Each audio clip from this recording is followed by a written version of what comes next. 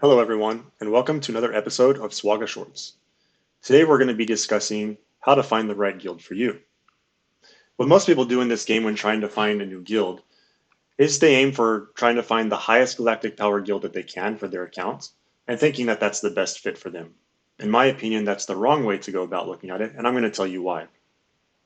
If you remember back to our previous episode talking about player play styles, you had the casual player, active player, and competitive player. The first step is understanding what type of player you are.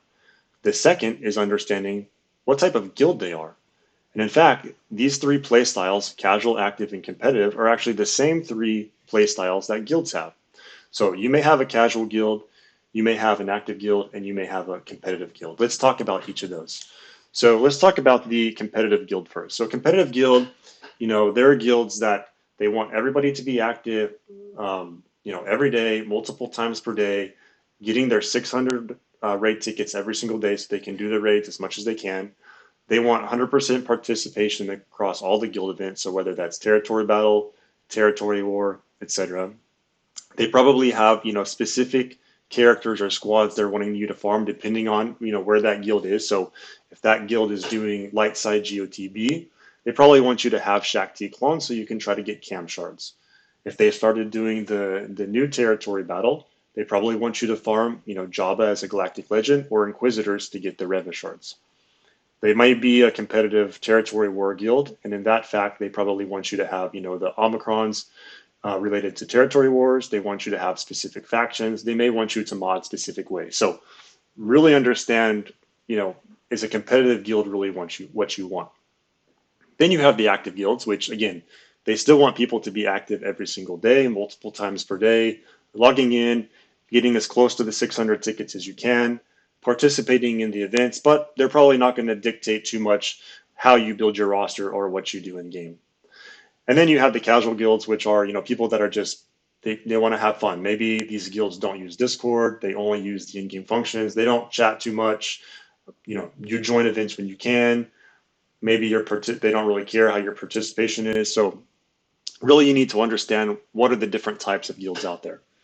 And then how do you find the right one for you? Well, it's really simple. You just need to match your play style with the guild play style or the guild style. So if you're an active player style, you need to be finding a guild that's an active guild, not necessarily a competitive guild. So once you've matched those things, that's the first step. The second step is understanding, okay, what do I have on my roster? What does my roster need? What are the guild needs? And then what can I bring to the table to help the guild? So again, depending on where you are, if you're an early game, mid game player, maybe you're still working on the Get to Capital Ships, Malevolence, and Negotiator, you want to try to find guilds that are still doing the Geonosis territory battles. If you're someone that's been in the game for a long time, maybe you want to try out the new territory battle, Rise of the Empire, you're interested in building Inquisitors, building Java, then you want to be looking for guilds that are doing this. Or, again, if you're someone who is needing Relic 8 materials for characters, for Galactic Legends, you want to find a guild that's doing the Sea Pit. If you're someone that's, wanting to build Relic 9 materials, again, you've probably been in the game quite some time, you have a very developed account, you want to try to find guilds that are very good at territory wars. So again, the first step is matching the style. The second is understanding your roster and what you can bring to the guild. Lastly, then you can look at the galactic power of the guild.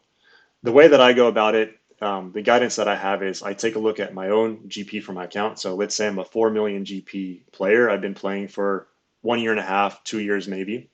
I add about 1.5 to 2 million GP to that. So I come to the 5.5, 6 million GP range and multiply that by 50.